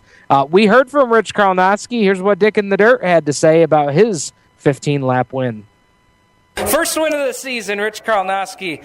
I'll tell you what, man, still getting it done around here in the Dundee Oval. Thank you very much. Yeah, it's about time, don't you think? I can't leave well enough alone. My boys and I cut the ass end off the car this winter, and then we had to now we got to figure it out, I think. You know, that's the great thing about this class is you can do that. You can lop off the front end, the back end, and just really get innovative and try and do something creative with it. You got it. That's what you got to do to make things work. I couldn't be happier. I'm going to have myself a grandson, I think. My son's pregnant. My daughter-in-law, Lacey. Congrats. That's better than winning the race. I know how much family means to you, Rich. Congratulations tonight. Stuff. Thank you very much. All right, Rich Karlnoski, tonight's Decker Insurance IMCA Modified winner. So congrats to the whole family there. They got the win Friday and announced a new baby on the way, so congrats to them. 4 Cylinders, their regularly scheduled feature. Ray Heyer, driving for Brian Grant Jr., picked up the win. He got the win over Chad Ayers, Corky Grant, Dell Cummings, and Zach Teed, the top 5. Zach with 2 top 5s on the night. Great run for him. We talked to Ray Heyer in Victory Lane. Here's what he had to say. This car was an absolute rocket ship tonight. Ray Heyer, tonight's 4-cylinder feature winner. Man, just like the old days here. Well, it took a lot of getting used to again. Yeah. It started out, the first feature was real loose. I mean, I couldn't even keep it on the racetrack. I almost got black flagged. Went in, made some changes, and made it too tight for the barely, I felt like I barely even got qualified in that, and I went in, made some adjustments, and the track and the car just kind of came together. Now this teaming with you and with Brian Grant, how did this all come about? Well, we've been friends for a lot of years. I guess he ended up coming across a better deal on the other car that his dad was driving, and I know a lot about him. He only knows half about him. Yep. So he basically asked for help, and I asked for a ride, and it works out all good in the end. As long as I can get the rear end straightened, yes. and 2 top 5s for you guys tonight. That's got to mean a lot too. Yes, absolutely, and I'm real happy with Brian Sr. He did an awesome job, and I thought I was going to have my hands full with him. Congratulations on tonight's win. And Grant Jr.'s driver Ray Heyer picks up the win on Friday night in the regularly scheduled feature event, and Ray Heyer's got more than enough laps around that facility to know what he's doing for sure. Now, Winter Circle Deli Bandits. We talked to Stephen Perkins III twice on Friday night. He got to make up his Victory Lane interview from the week before in what was a little bit confusing to start off that night. So we talked to Stephen Perkins about his win. Then he went out and won the regularly scheduled event and got his second win of the season. We talked to him twice in about 15 minutes, which was pretty cool. Cole Yaus was second, Kaylee Petrobowski third after leading almost the entire race. Austin Labar was your top 4. We heard from Stephen Perkins III in Victory Lane. Well, first of all, congratulations. First career win here at Outlaw Speedway. You had this car going pretty good for you last week. Yeah, it's pretty fast. Talk to us about how old you are. I'm 12. 12 years old, and prior to this, had you raced anything before? Not really. So, first time behind the wheel? Actually, I raced a go-kart when I was like 4. Okay. So a little experience in the go-karts, but this is a whole nother animal out here. Mm-hmm. Talk to us about, you're out here, 12 years old, got your first feature win. That had to be exciting for you guys last week. Yeah, it was really exciting. It was kind of confusing where I was supposed to go and everything. Yeah. Well, I know you got a nice crew over here that help you out. Tell us about the folks that help you on the 38 car. Well, my grandpa and grandma bought and worked on the car a lot. My dad and my uncle Jeremy both helped with the car a lot, too. Excited for tonight? Try to go for 2 in a row? Yeah. Now, I joked with you before and said, can you get 2 in a row tonight? Now, I'm sure that's probably not how you expected to get it. Nope. What'd they say over the radio to you? They said I was the leader after the caution. Yep. And they told me to go over into Victory Lane. Not too bad, right? You got 2 wins in about 15 minutes here. Yeah. Not too bad to put your name in the record books there. Yeah, that was weird. It certainly was weird. Well, I'll tell you what, Stephen Perkins III, he won over the crowd on Friday night. His quote of the night was, "Man, that was weird." And I'll tell you, his first 2 Victory Lane interviews, they all came with about 15 minutes of each other. And I'll tell you what, just to see those young kids getting out there and getting it done, that was so cool. So we're going to step aside here, Clint. We're going to come back. We've got a lot more to talk about. I know you've got a little bit of TAR car results to talk about. And we'll talk about Starlight Speedway. And Canandaigua had a big night on Saturday night. We'll talk about them, too. Right here on Turn 5 Live on the Performance Motorsports Network, the voice of motorsports. For 17 years, Stock Car Steel has been a leading material supplier to the racing industry. Now they're also an official motorsports content partner of Race Chaser Online. The biggest names in NASCAR trust Stock Car Steel for all their raw materials, such as carbon steel, chrome moly, DOM, aluminum, plastics, and much, much more. You can't build a race car without the basic materials, and Stock Car Steel is the place to get them. Don't forget to also visit Stock Car Steel's sister company, SRI Supplies, for racing and industry. SRI is your #1 source for all your shop supply needs. Nuts, bolts, rivets, tapes, adhesives, cutting tools, chemicals, body shop supplies, paint shop supplies, lubricants, and more. A well-stocked race shop is a winning race shop, and the road to winning begins with 3 letters, SRI. For more information, visit StockCarSteel.com and SRI-supplies.com. You can also find them on Facebook at Stock Car Steel and Aluminum, or call either company toll-free at 1-888-752-7272. Creekside Entertainment is the official DJ, photo booth, and uplighting company of Turn 5 Live on the Performance Motorsports Network. Stuart Ovens and his staff at Creekside Entertainment are professional and experienced with events of any type. Creekside Entertainment specializes in wedding packages that are affordable and fun, and they are ready to serve you with the most up-to-date music and karaoke selection. If you can sing it in the shower, you can come out and sing it with Creekside Entertainment. And don't forget about the Creekside Entertainment photo booth and uplighting service that will transform your wedding or party into an event the family will be talking about for years. Trust the entertainment company that racers trust. Call Stu at area code 315-481-9700 or visit them online at creeksideentertainmentdj.com. You can also find them on Facebook and Twitter. Creekside Entertainment, division sponsor of the Black Rock Bandits in 2015. We're growing like crazy and need account reps who know their way around agencies, the internet, and social media. Got connections? Or do you know how to get to the decision makers? Are you fearless? We need you. Internet radio, or as we call it, wireless mobile radio, is rapidly becoming the place to be with almost limitless income potential. So contact us to get involved with the fastest growing professionally produced group of internet radio stations in the world. Your imagination is the only limit here. Call 717-749-0444. That's 717-749-0444. Or you can email us at scorpionradiogroup@gmail.com. You want to ask for Sue. Hi, race fans. This is Mills Family Racing, and you're listening to Turn 5 Live on PMN. Oh, thank you very much. Heather Mills bringing us back from commercial break here on Turn 5 Live on the Performance Motorsports Network. Stephen Ovens and Clint Miller joining you on the program here tonight. A special announcement. We've had a couple of them here tonight, but a special announcement from Outlaw Speedway and the Patriot Sprint Tour. In case you missed it earlier, the Patriot Sprint Tour will make up their rained out May 13th date. It will now be made up on Friday, June 17th. So not this Friday night, but 2 more Fridays after that. The Patriot Sprint Tour will roll back into town for their 360 Sprint Car Show that will join a regular card of racing that night. And Clint, I imagine that there will be further scheduled revisions for that night. Obviously, we saw how well it worked out having all those divisions and all those cars the first night out there. Well, excuse me, the second night out.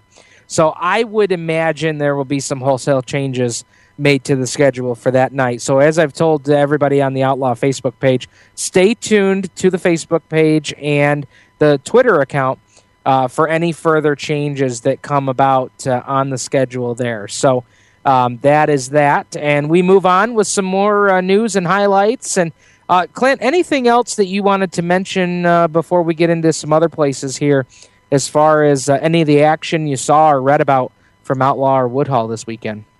I like we talked about earlier, Friday night was so important for Outlaw Speedway to get the show in without a hitch. Stay out of the limelight. Keep the villagers happy from the burning wood and putting Tyler Seary on the stake and just come out with a flawless show. And it was as flawless as I think that you could, as a race director, you could get.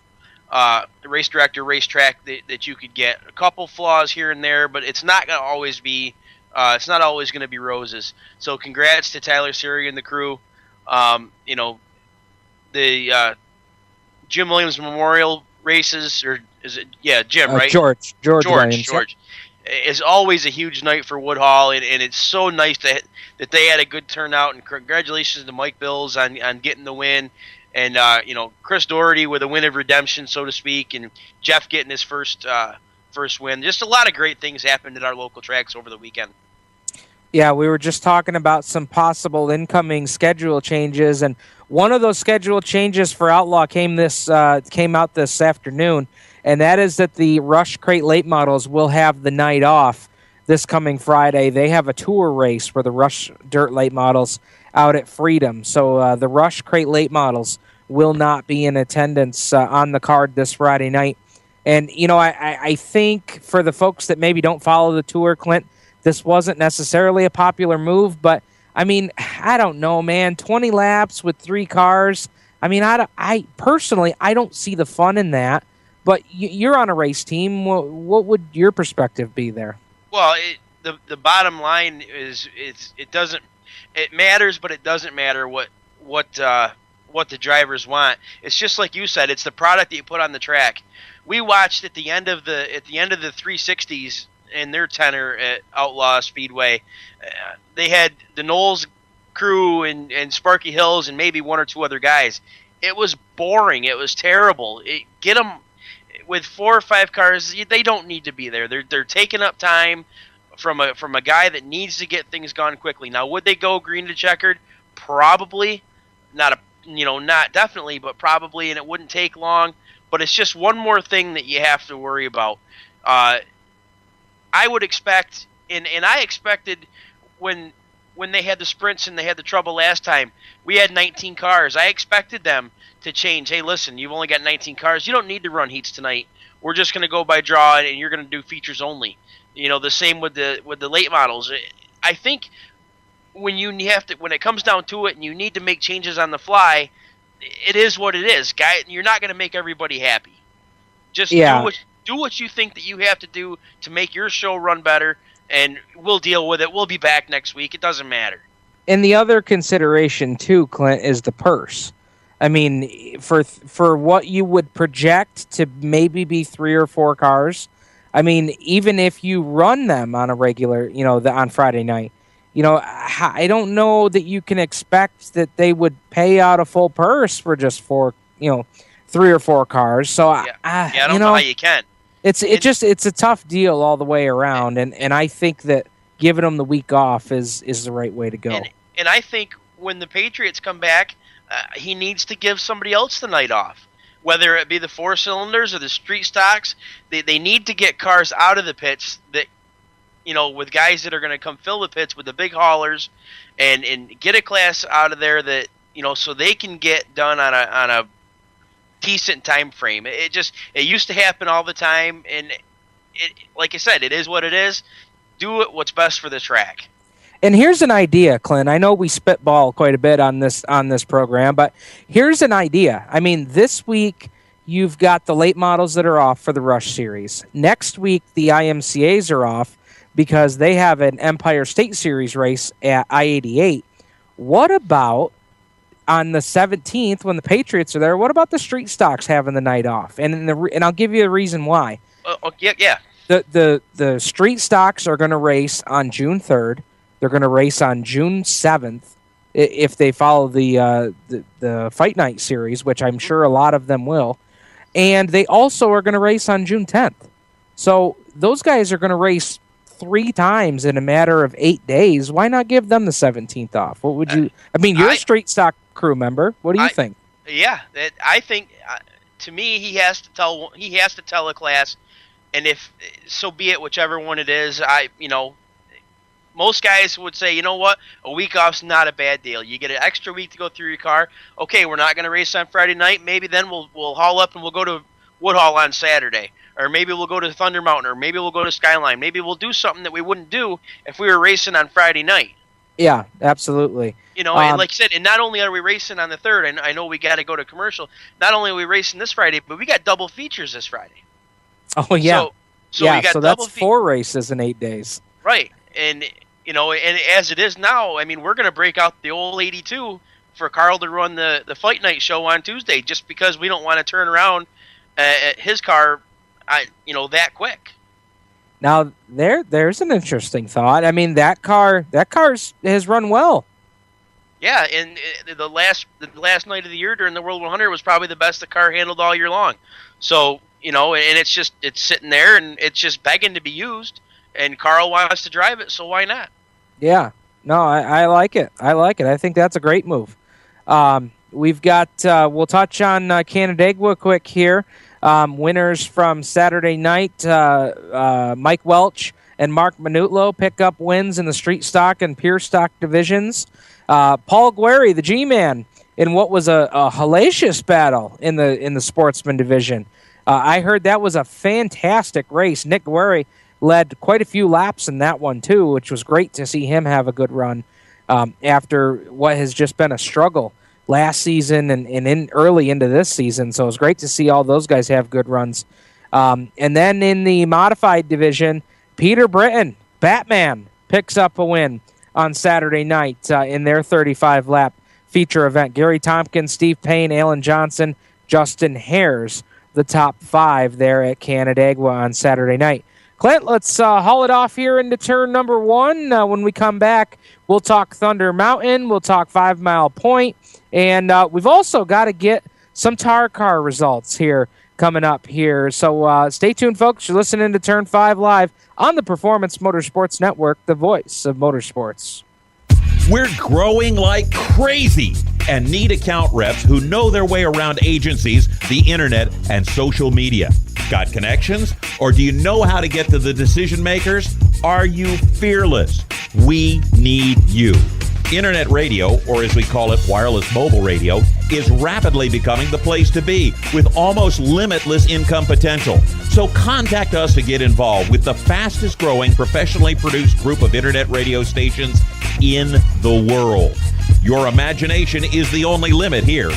Call 717-749-0444. That's 717-749-0444. Or you can email us at scorpionradiogroup@gmail.com. You want to ask for Sue. Okay, so Sarah, I'm dropping you off at Emily's? Yep. And Josh, you're going to? Soccer, Dad. Soccer practice. Right. Oh, by the way, I just wanted to let you know when I pick you both up, I'll be wearing my short shorts. What? No! Yep, and my dorky dad hat, and I'm going to do my dad dance for all your friends. They'll love it! Seriously? Why? Because I like my short shorts. Of course, I could be talked out of it if you guys would just buckle up your seatbelts without giving me a hard time. It's important to get your kids to buckle up for safety, no matter what it takes. And sometimes, all it takes is your parental powers of persuasion. Okay, we're buckling up. See, all buckled. Good choice. I'll just have to do my dad dance at dinner time. What? No! Do what you have to make sure your kids are wearing their seatbelts, even on short drives. Never give up until they buckle up. A message from the National Highway Traffic Safety Administration and the Ad Council. Visit safercar.gov/kidsbuckleup for more information. If you're a gearhead and you just can't get enough of your favorite motorsports on that channel on the cable, or you look at that Guy network and you just go, what does that have to do with me? We have the answer. Performance Motorsports Network. Right here on the internet. The best cruising tunes, the best in motorsports programming, and the best shows. We have opinionated hosts, and we like it that way. If you want to get involved, if you want to bench race, be listening for information coming up soon right here on this channel, the Performance Motorsports Network, your source for motorsports. Hi, race fans. This is Mel Thomas from Thomas Video, and you're listening to Turn 5 Live on PMN. Welcome back, race fans, to Turn 5 Live here on the Performance Motorsports Network. Stephen Ovens, Clint Miller joining you on the program tonight. And, boy, what a night it has been, Clint. We have had news that we broke tonight. We've had audio interviews from Victory Lane. We've had results. This is just flying by us here tonight.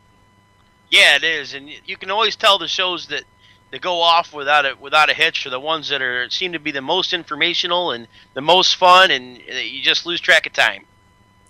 Yeah. So, and again, want to a couple of clarifications I want to fix from earlier in the program. I think I had misspoke when I said Nick Guerri had led some laps. I know he battled up front all night long, and so I do want to correct that. And I also want to correct Brandon Kinner was in the four-cylinder features, both of them, on Friday night. I think I had read off Dave Kinner. Now, the reason for that is Brandon and Dave, going into the season this year, had planned on kind of sharing that ride in the 21 car.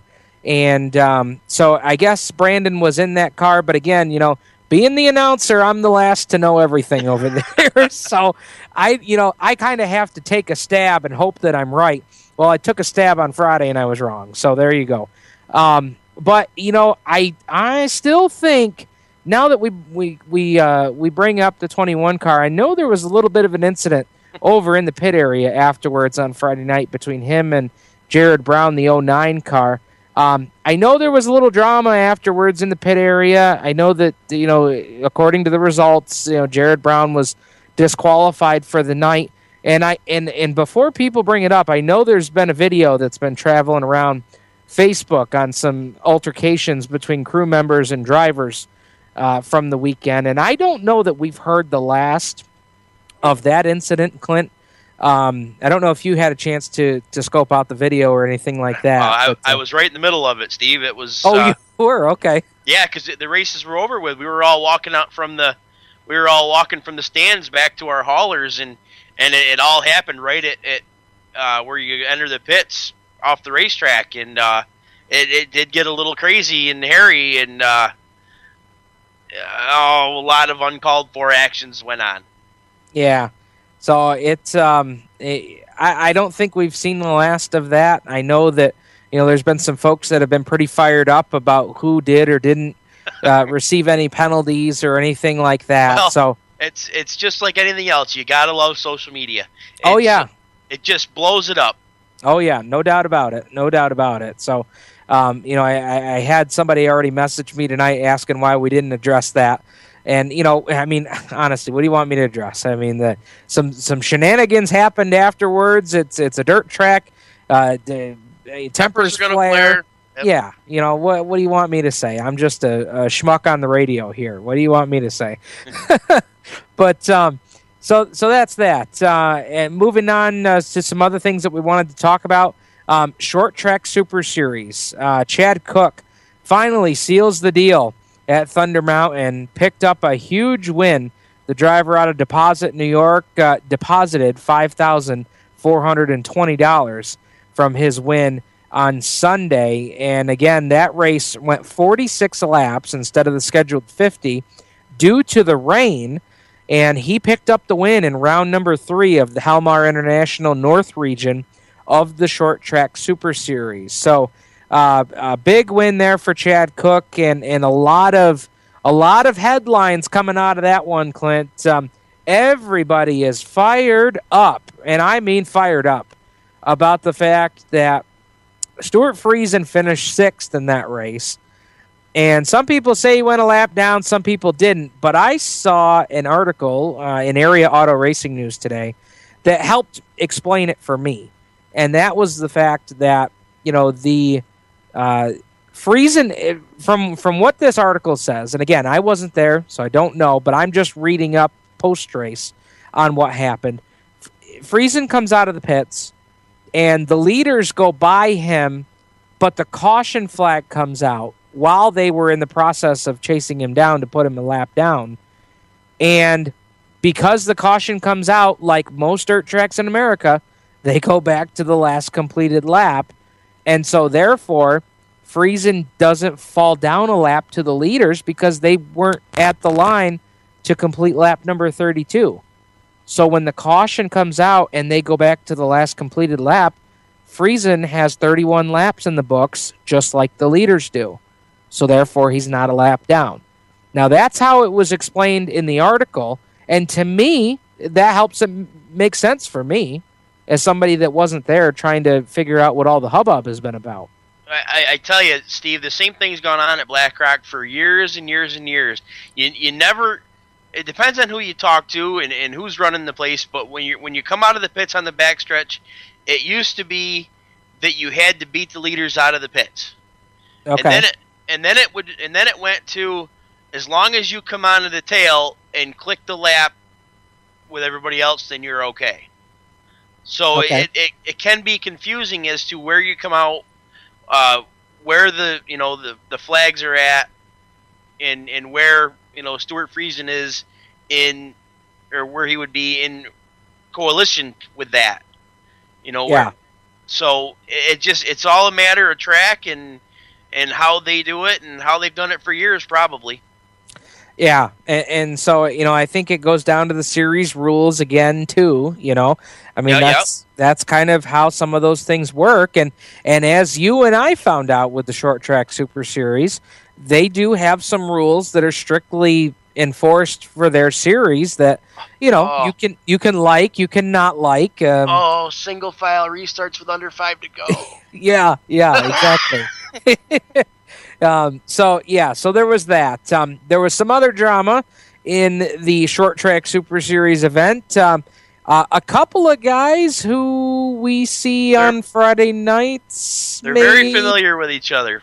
They're quite familiar, and for a brief moment in time on Sunday, they were very familiar with each other as Tyler Seary's right front tire was front and center with the doctor on Sunday night. So do yourself a favor. Look up Short Track Super Series on Facebook. They've now posted, Matt and Mel Thomas have now posted their highlight video, and they were, as we like to say in the video, they were dead nuts on the accident. They had it right on camera for everybody to see, and obviously you look at the Danny Johnson fan page, and all the Danny fans are just harping on Tyler Seary like there's no tomorrow. And you talk to some of the Tyler Seary fans and some of the crew members and things of that nature, and you get a different story. And again, so the truth comes somewhere in the middle there. But watching the video myself, I don't know. I guess maybe it's the angle. I don't know. It's hard for me to tell. To me, it looks like two guys trying to race for the same spot, the same piece of real estate, and they end up in a jingle in one of those racing deals we like to call them. That was kind of what I took away from it. I thought the same exact thing happened on Saturday at Woodhull between Teddy Morseman and Dylan Cece. Two guys racing hard, trying to go for the same piece of real estate, and they met in the middle, and unfortunately for the doctor, it shredded basically the left side of the car. But man, I don't know. Man, the reason this gets ramped up, Clint, is because these two have history. They have history. That's right. So that was that. And again, the top 5 from the Short Track Super Series event: Chad Cook, Mike Behaney in the X car, Anthony Perego finished 3rd, Jerry Higbee Jr. from HigFab in for 4th, and Colton Wilson, your top 5 finishers there on Sunday. Richie Hitzler took the win in the XL 600 Modifieds. The Fight Night Street Stock Chad Sedani Memorial, that was been postponed by rain. Now, this press release says September 3rd, and originally they had said Sunday, June 12th. So we're going to have to do some research on that, because I was told Sunday, June 12th, and the press release here says September 3rd. So we'll check on that for you. And wrap things up tonight with Tar Car results when we take the white flag next here on Turn 5 Live on the Performance Motorsports Network, the voice of motorsports. For 17 years, Stock Car Steel has been a leading materials supplier to the racing industry. Now they're also an official motorsports content partner of Race Chaser Online. The biggest names in NASCAR trust Stock Car Steel for all their raw materials, such as carbon steel, chrome moly, DOM, aluminum, plastics, and much, much more. You can't build a race car without the basic materials, and Stock Car Steel is the place to get them. Don't forget to also visit Stock Car Steel's sister company, SRI Supplies, for racing and industry. SRI is your #1 source for all your shop supply needs. Nuts, bolts, rivets, tapes, adhesives, cutting tools, chemicals, body shop supplies, paint shop supplies, lubricants, and more. A well-stocked race shop is a winning race shop, and the road to winning begins with 3 letters, SRI. For more information, visit stockcarsteel.com and SRI-supplies.com. You can also find them on Facebook at Stock Car Steel and Aluminum, or call either company toll-free at 1-888-752-7272. Creekside Entertainment is the official DJ, photo booth, and uplighting company of Turn 5 Live on the Performance Motorsports Network. Stuart Ovens and his staff at Creekside Entertainment are professional and experienced with events of any type. Creekside Entertainment specializes in wedding packages that are affordable and fun, and they are ready to serve you with the most up-to-date music and karaoke selection. If you can sing it in the shower, you can come out and sing it with Creekside Entertainment. And don't forget about the Creekside Entertainment photo booth and uplighting service that will transform your wedding or party into an event the family will be talking about for years.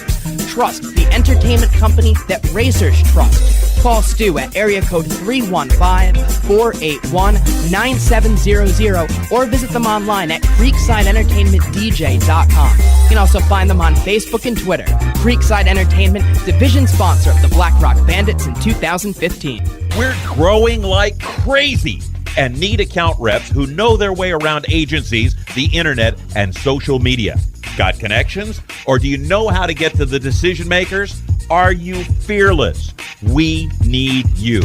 Internet radio, or as we call it, wireless mobile radio, is rapidly becoming the place to be with almost limitless income potential.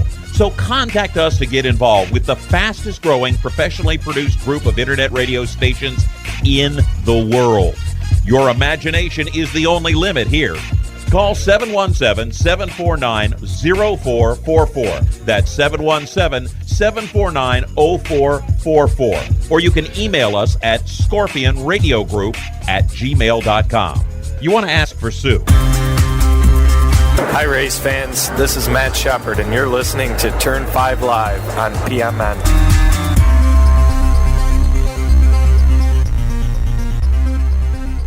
Welcome back, race fans, to Turn 5 Live here on the Performance Motorsports Network. Stephen Ovens, Clint Miller joining you on the program here tonight and getting ready to take the white flag on tonight's episode of Turn 5. We're sure happy that you've joined us.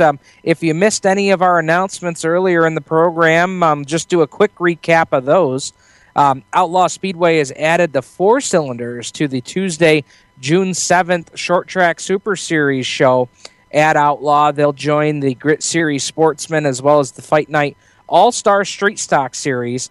The 4-banger shootout will go 20 laps in distance, $600 to win, $300 to take second place, and then regular payout from third place on back. Bring your home track rules for this event. The top 25 draws at the draw window will automatically go into the A main. And then the 26th draw on back, as far as order goes, will go into the Consi, which will be 10 laps in distance, a special format, feature only. And again, if we have more than 35 cars, that's the format to line things up, will be the top 25 draws will automatically go to the A main. So special format there. And so we will, we've got...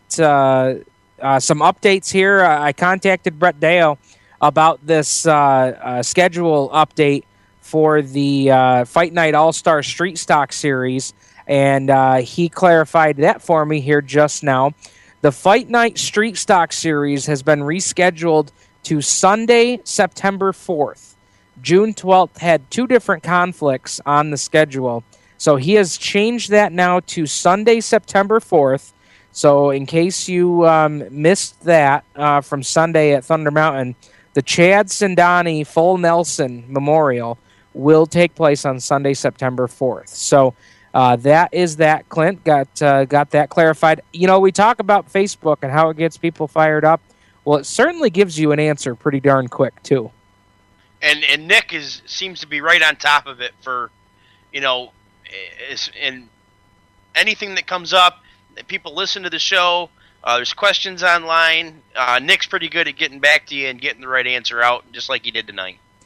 Yeah, and I actually had reached out to Deo because it said in his press release September 3rd, and I saw that was a Saturday, so I wanted to check on that, so I shot a message off there to Brett. So my bad, I somehow missed that. Well, and as I speak, I also got a message back from Nick Stark from the Fight Night series. So, I mean, it was foreshadowing, man. But anyway, yeah, so there's that. The crate late models are off this week at Outlaw Speedway. In case you missed that, they have a Rush Tour event at Freedom on Friday, so they will not be on the card. The Patriot Sprint Tour has rescheduled their May 13th rain out for Friday, June 17th. And let's see what else. I'm sure more schedule changes coming for that night as well. Boy, Clint, I don't know if we've ever had that many news break loose while we were on air here on Turn 5. No, you can almost guarantee this time of year, maybe one, maybe two but nothing like what we've run across tonight. Yeah, so happy that all you folks are tuning in tonight. I have had four-cylinder driver after four-cylinder driver message me tonight, just jacked up about that four-banger shootout. And, two things there. I love the excitement. I love the fact that guys are getting jacked up about it. But I love, too, that they were listening to Turn 5 Live on PMN to hear that announcement tonight. And so if you're listening to us for the first time on PMN, you can catch us every Tuesday night right here on the Performance Motorsports Network at 7:30 p.m. Clint, I don't know about you, but every time I go out to a track, I have people that I don't even know come up to me and just say how much they enjoy the program. And I know there's a lot of guys that we see on a weekly basis that tune in on Tuesday nights. And I got to tell you, from where this whole thing started to where we've been able to come to, I mean, it's just been a lot of fun, and it's a lot of fun to put this program on every week. Yeah, when I went over to Weed Sport and when we went to the Outlaw show, when I was wandering around before the races started, I actually I heard somebody say, "Hey, there's a guy from Turn 5 Live." So that was kind of neat, and turn around and say hi, and introduce themselves, and it's pretty cool. Yeah, absolutely. So again, folks, if you're listening for the first time tonight, we appreciate that. So let's get into Clint. You've got some TAR car results for us. Chemung in action this past weekend, as well as Shangri-La 2 was in action this weekend. Yep, we'll start off with Chemung Speedrome as they ran on Saturday afternoon with the ROC Mod Tour. Chuck Hausfeld coming up with a win over Patrick Emmerling, Mike Lady, TJ Petrospowski, and Darrell Lewis. Rounding off the top 10 was Jimmy Zacharias, Tyler Ripkema, Roger Cross, Brian DeFabo, and Jody Buckley. The Supers were also on hand.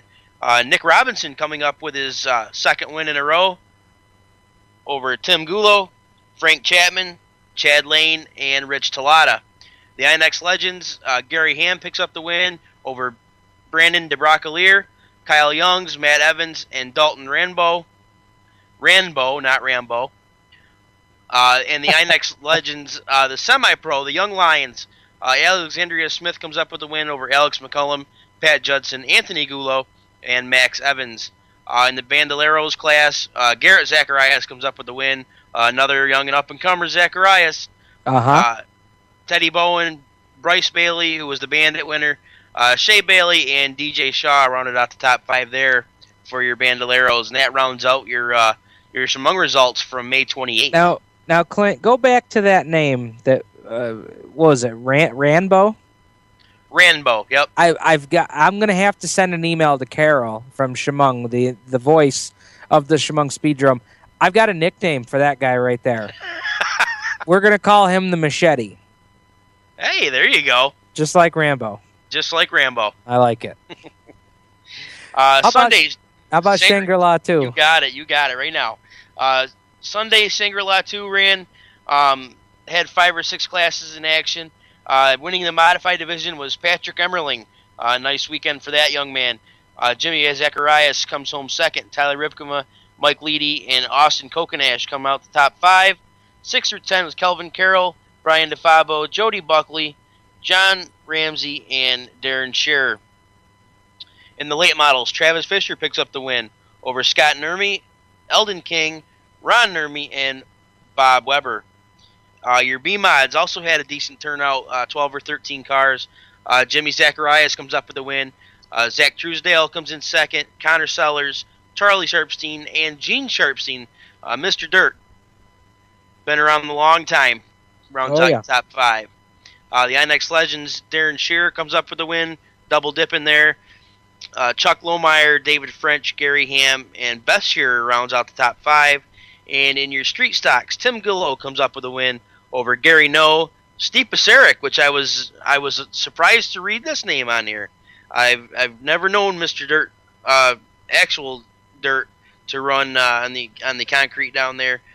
Steve Schultz rounds 4th, and Charlie Sharpstein rounds out the top 5. In 4-cylinder action, Alan Blackwell wins over Harry O'Neill. All right. So Shangri-La 2 back in action up there at the Concrete Palace, I guess. I don't know what the nickname for Shangri-La 2 is. I'm going to have to ask Morgan Colgrove about that. Yeah, and that would sound good. The Concrete Palace would be a good one for it. Of course, they call Oswego the Steel Palace, so maybe it's maybe that's not a. You don't want to infringe. You don't want to infringe, yeah. I know they got a name for it. I can't think of. I mean, I know some people call it Shang 2 and all that, but I thought there was a nickname there with Concrete. So I'm going to have to ask Morgan or Carol about that. I'm sure they would be able to help me out with that. But one driver I wanted to mention quick here, Clint, he has been on a tear with the pavement modifieds recently, and that's Patrick Emmerling. I feel like every time I read asphalt modified results, he's been just cleaning up between Batavia. I think he won at Oswego a weekend or two ago, and now he wins down at Chemung. I mean, Emmerling with that Leedy race team has been flawless here so far. Yeah, and we talked to him last year when we went down to Chemung, and nice young man, very, very open to talking to us, and very fast, like you said. I think he runs the ROC Tour. I think he runs some of the NASCAR Wheeling Tour.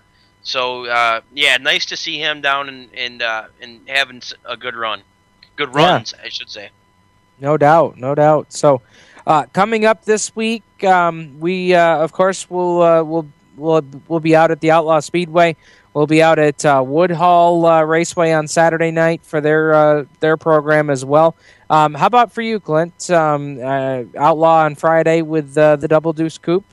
Yep, Outlaw on Friday for the double features for the Double Deuce Coupe, and it's my weekend with the kids, so that's probably all I'll venture out to this weekend. So we'll be following it all between Turn 5 and Brad with the CRSA sprint cars and Facebook with Canandaigua. We'll be informed one way or another. Absolutely. Now, one thing I wanted to mention is you've got double features this week at Outlaw Speedway for your guys' team there with the 22. Anything in particular that you guys do differently or that you focus on this week, knowing that double features are coming on Friday? Well, I think that the preparation that we're going to do this week, we're doing some things. We're changing gears anyway, but that's not because we're running double features. I think what the main thing is we'll go over the car really good. The main thing will be the first feature. I'm sure Carl will take good care of it and not put it in places that it doesn't belong, just to make sure that we're there and we can get to the second feature. I think that'll be the main thing is putting it in the driver's hands to bring the car home in one piece after the first feature. Based on the two features that we've seen so far this season, Chuck Winslow, Dylan Cece with wins here so far in 2016. What have you seen? Do we really have enough to tell, who is going to be who this season in that division? Right now, I'm going to say no, because you don't know if Dylan's going to race there every week. Chuck is, and Chuck's going to be fast. But Jared Hill struggled the first couple nights, and he was fast Friday night. Jeremy Petrobowski, is going to be there. Gene Balmer, is going to be there.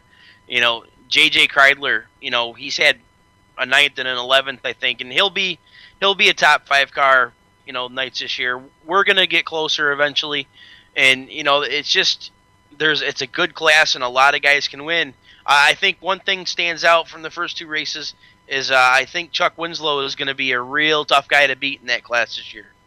Yeah, he has been lightning quick in that 61 car, and I don't know that he has a championship there at Outlaw under his belt. I don't think so. So I'm sure that's something they're gunning for this year. But again, want to thank everybody for listening in tonight. Hope you guys enjoyed the program. We've got, again, we'll be out at Outlaw. We'll be out at Woodhall. Canandaigua firing back up this Saturday night. Thunder Mountain, I-88. I mean, look at all the different tracks in our area that you can go to over the weekend and just catch what we love, that dirt track racing. And don't forget about Chemung on Friday and Oswego on Saturday. I mean, just all over the board. A lot of great stuff going on. But we thank you folks for tuning in tonight. We'll be back next Tuesday night. We'll have an announcement about next Tuesday's show coming up, as, of course, we've got the Short Track Super Series at Outlaw Speedway, so we'll be sorting that out between now and then. But we appreciate you tuning in. We'll be back next Tuesday night at 7:30 here on Turn 5 Live on the Performance Motorsports Network.